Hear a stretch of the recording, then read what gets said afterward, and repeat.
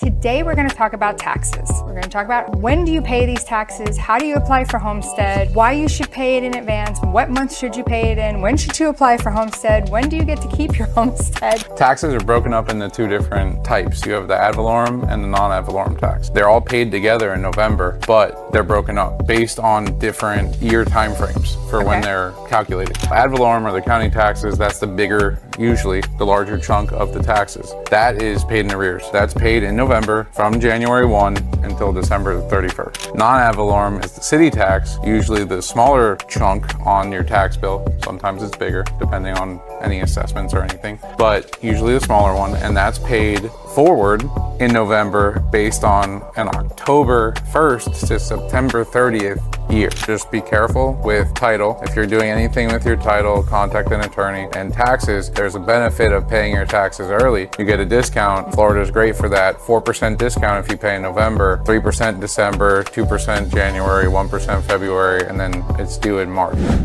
Hi everyone, welcome to Making Money with Laura Sanders, and I am your host, Laura Sanders. Every week we talk about something to help you make a little money, save a little money, or maybe just help you navigate the crazy world that we live in.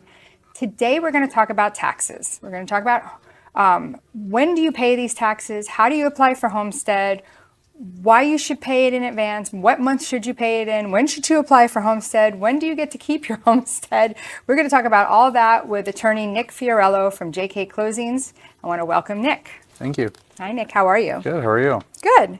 So first, before we go, I don't know the last time you've been on the show, and I know some people are listening to us, some people are going to be watching us live stream.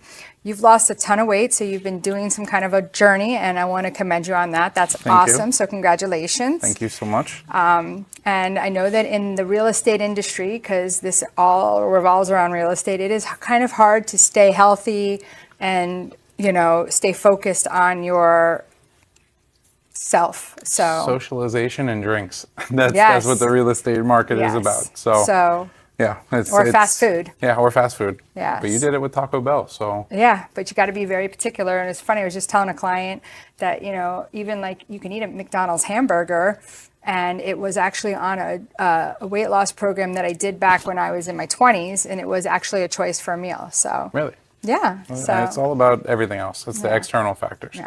So, you know, a lot of people are not aware that taxes, when they come to Florida, first of all, they're expensive. Mm-hmm. Secondly, how that works in millage rate, and that they're paid in arrears. Some of them. So where are they not paid in arrears? I'll learn today. Taxes are broken up into two different types. You have the ad valorem and the non-ad valorem tax. They're all paid together in November, but they're broken up. So, and they're based on different year time frames for when they're calculated. So ad valorem are the county taxes. That's the bigger, usually the larger chunk of the taxes. That is paid in arrears. That's paid in November from, so let's say this year, from January 1 until December 31st. Okay. So that's how that's paid. That one's simple. Non-ad valorem is the city tax, usually the smaller chunk on your tax bill. Sometimes it's bigger, depending on any assessments or anything, but usually the smaller one, and that's paid forward in November based on an October 1st to September 30th year. Okay. So you're paying your county tax and city tax, or the ad valorem and the non-ad valorem tax, in November, hopefully, that's where we're going to get to get a discount, but they're both getting paid and applied differently. Okay, so where do you look on the tax? Let's just use Broward County.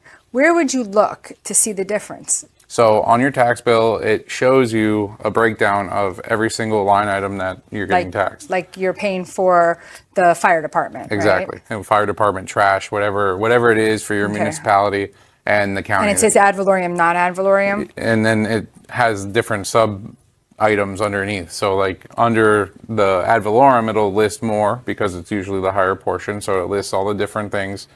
I don't know what they are off the top of my head, but they're all the different items under the county. And then it'll say the amount, and it totals it up. Total ad valorem tax is this. And then it'll show you the non-ad valorem, which is where, you know, you'll get the city trash or the fire or something like that. And it'll have it itemized there and then tallied there. And then there'll be a total tally of the total amount of taxes, which is what your tax bill is. Oh my gosh. Okay. So that's the other thing. So most people would want to close by December 31st. Definitely. And why is that? Well, closing by December 31st should, not always, allow you to establish your primary residence by January 1st, which is the key deadline for homestead. Not applying for a homestead, but declaring it as your home, your primary residence, your home base, basically. Right. So if I bought a place that recently had just lost its homestead and now I'm not closing till the following year, I'm going to lose a whole year of homestead, right? Pretty much. But then the following year, you make the application after, I think, March 2nd or March 3rd. It changes every year. This year, I think it's March 3rd or 4th. So you would make the application before or at that deadline, or it's in between March 3rd or 4th, and it goes until the following March. Okay. And then it'll apply the following year's taxes. So you have to make the application when the application Can't do it before March? Can't do it before March. It won't Okay, apply. so explain this, because this is where I think it gets a little hairy. So You can file the application. Okay.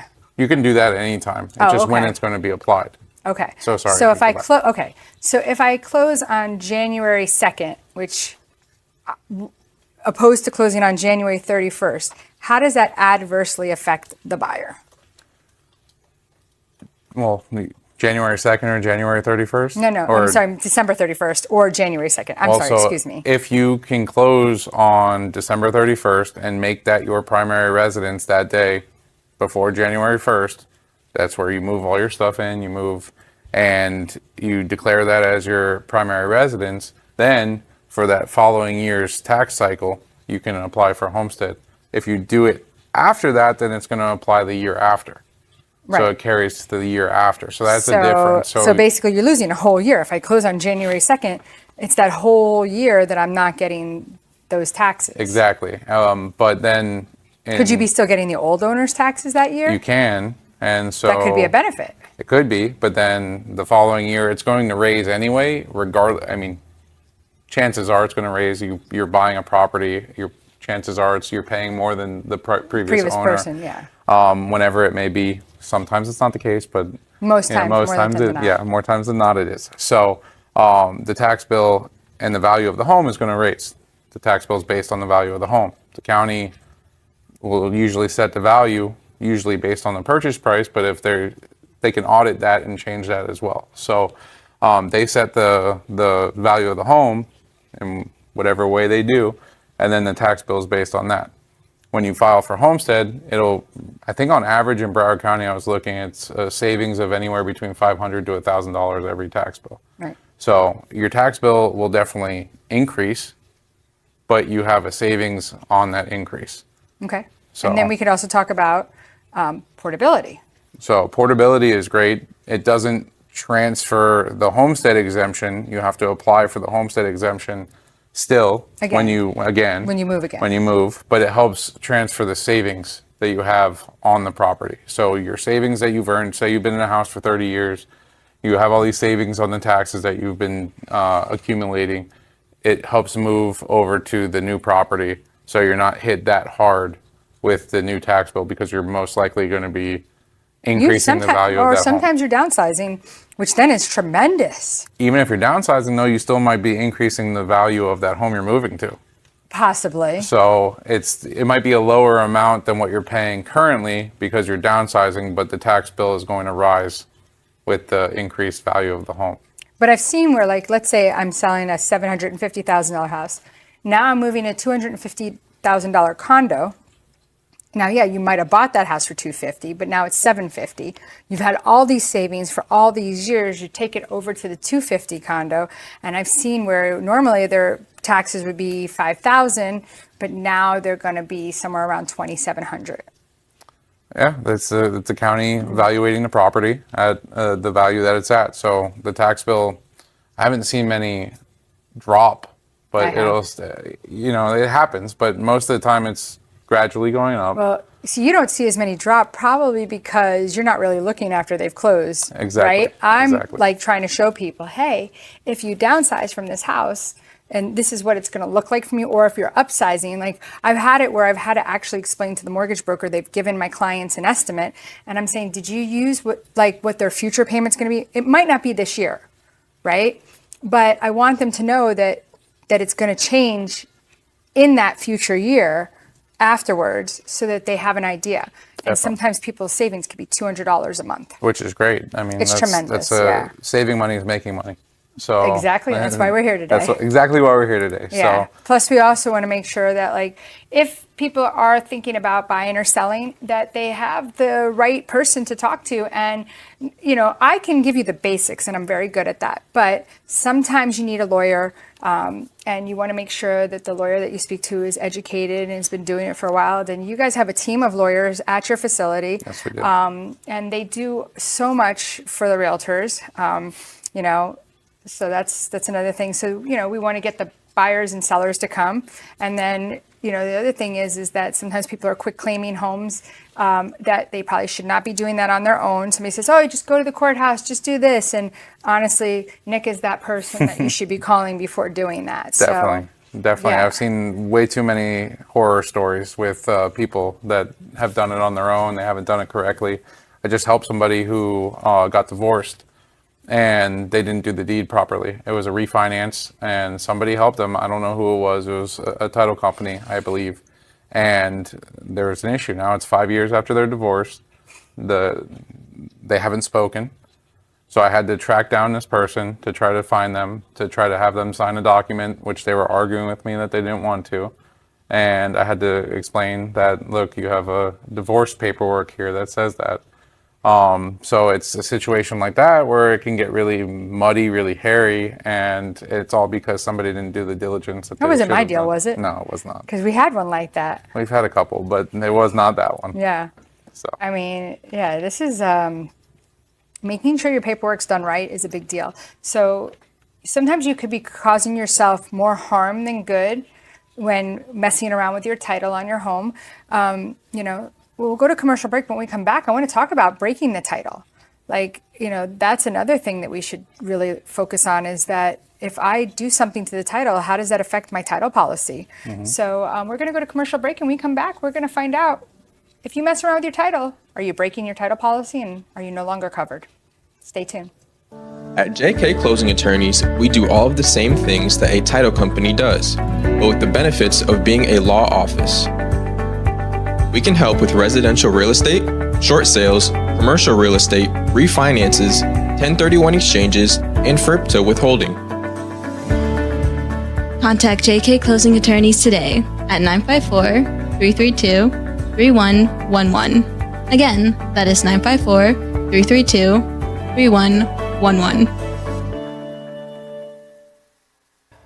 Whether you're buying, selling, refinancing, or building your dream home, you have a lot riding on your loan specialist. Max Fish, a top 1% mortgage loan officer in the nation, will give you a same-day qualifying quote.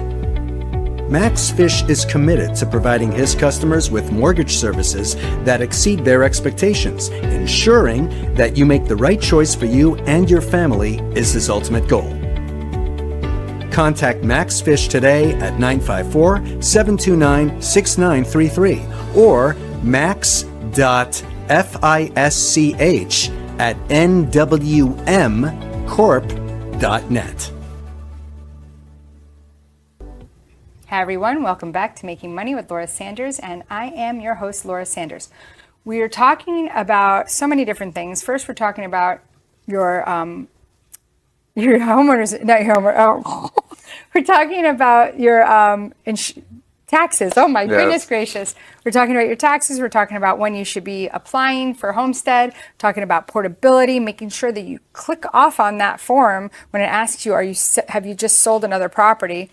Something else that I've been thinking about before we jump over to talking about, messing with your title policies is when you get divorced, who gets the portability? Can it be split? I don't think it can. Well, depends, because somebody's going to lose that homestead on that property if it's not sold right away. Yeah, but what if they sell it right away and they both buy properties right away? It's whoever jumps the gun first, right? I would assume, this is me, I haven't had this situation before, so I'm not sure. Both of them had entitlement to the homestead exemption, the homestead, the great benefits of homestead. So I believe that both of them would have a claim if they were to purchase a new home. A lot of times people rent, immediately after a divorce or something. But if they both were to purchase a home, I think they both would be able to be entitled, because they each individually, and that's if they individually both applied for homestead, because one person doesn't automatically receive homestead. Let's say somebody owned the property, it was their homestead, they got married, they added their now spouse to title. That now spouse might not have homestead automatically in the property. They do constitutionally, but that's different. But in terms of county taxes and stuff like that, how the property appraiser sees it, they might have to file their own homestead. So in a case like that, the only person to be able to either use the portability transfer or have the benefit roll over into a new property after application, of course. I just thought of something. Like, I just had some people sell their house, but I just realized, and you guys did the closings, and I just realized they never got divorced. Now they're both going to go apply for homestead, but they can't. They can, but no, but you can. Only one person can if you're still married. When are they getting divorced, or are they? That's a great question, but you know what? I didn't think about that until about the homestead and applying and not being divorced yet. There's definitely a lot of wrinkles. Yes. So it really depends. I mean, a lot of the time I tell people before if they're telling me they're getting divorced and they don't have an attorney working on it, they need to meet with an attorney first to iron out these little details. Right. A lot of the times they don't. They're doing it either amicably or, without help, and then they miss a lot of these details, and then it falls on title to fix them. Let's go over to your actual deed itself. So what I've seen sometimes is people will, number one, you get a mortgage and then you try to switch it into like an LLC because they think they're protecting themselves. That is a problem with the mortgage company, because they could do what's called a due on sale clause, which most people are not aware of. Definitely, transfers to an LLC are, especially if it was a homestead property, but regardless, are the most likely transfer to raise a red flag with the county. And that's in terms of valuation of a property, raising property taxes. They would take your homestead away because you're not an individual. That too. And this has been a trigger for a lot of counties lately to audit the property. We've had it before where we've done a quitclaim deed. We advise everybody that we do a quitclaim deed for, when they're doing it into an entity, especially, we do it for everybody anyway, that the transfer may trigger either an audit by the county, or it may trigger new property taxes, a raise, or new property taxes due. So when there's an LLC, you're automatically taken out of an individual's name. It's a completely separate entity. It's not like a trust or anything like that. It's not an estate. It's a business. And what I've seen, and I saw this recently, is somebody's taxes jumped about $10,000 because they bought a property. They won't go back and fix it. No, I mean, there's ways to appeal your taxes. There's the value adjustment board. Yeah, but that's like... You still have to pay 75% of your taxes and a large chunk of it when it's due to not get penalized later on. But the transfer into an LLC could really lead to a lot of money being due and owed the next roll around of your taxes. It just happened. I just saw it with 2 or 3 clients who did it. Yeah, and we've seen also where there's been issues where people have transferred the deed out of like doing that, and now there was a title issue and that broke their chain of title. So now they're no longer covered, and people are like, oh, well, I'm sure it's fine, right? The house has been sold. Yeah, things happen. Sometimes people don't have people sign off, and then those people die, and you can't go back and find them. Now you got to find their heirs, and if they have 10 heirs, you got to get all 10 heirs. I mean, and you can't even fix it because you don't have a title policy. What a nightmare. I just got contacted by somebody who, there was a divorce. So speaking about divorce, there was a deed from parents to son and his, at the time, girlfriend. So Yeah. I don't know the fact. It was in the middle of the 90s. I don't know why that was done. Then son and girlfriend got married. Okay, at least they got married. And then got divorced. And then they did a deed after the divorce, but failed to put girlfriend, wife / whatever she was into the deed. So now the title went back to the parents, who are now deceased, and the girlfriend still has an interest in the property. So now we have to find her. She hasn't been involved in the picture for 30 years. And now we have to find her to sign off her interest. That didn't break the title, it just messed up the chain of title. But now we have a messy chain of title, which can really But you found her. came on my desk this morning. These are the fun things, aren't they? Yeah, they're very fun. So if somebody is looking to buy or sell a home, want to get guided the right way, want to change, they're getting somebody to sign over a deed to them, what's the best way for people to get a hold of you? You can call me. My office number is 954-779-5000, or you can shoot an email to Nick, N-I-C-K, at JK, like just kidding, but not really, jkclosings.com. Okay. So, and if you're thinking about buying or selling a home and you want an agent that has a lot of experience, knows what they're doing, we'll get the deal done. And really, I seem to spend all my time doing this. Definitely give me a call, Laura Sanders, 954-650-0827. LauraSell.com is my web address, so you can check me out there. You can check out my reviews, and you can check out some properties. We're so thankful that you listen to us every week. And again, if there's anything that you think is pertinent to tell our audience today about taxes, about title, we've got about 1.5 minutes left to let them know what your suggestions are. 100% just be careful with title. If you're doing anything with your title, contact an attorney, contact me, contact my office. It will prevent any problems down the line. And taxes, we didn't get to talk about it, but there's a benefit of paying your taxes early. You get a discount. Mm-hmm. Florida's great for that. 4% discount if you pay in November, 3% December, 2% January, 1% February, and then it's due in March. So if you pay early, you get a big break, 4%. And what happens if you don't pay in March? If you don't pay in March, there is a delinquency, and they can put a tax certificate on your property. How fast do they do that? If it's not paid by June 1st, it will be sold by June 1st, I believe. So it very quickly after March. I mean, if you think about it, 2 months is not that long of a time period. And after 2 years, if you don't pay it, it can be sold at auction.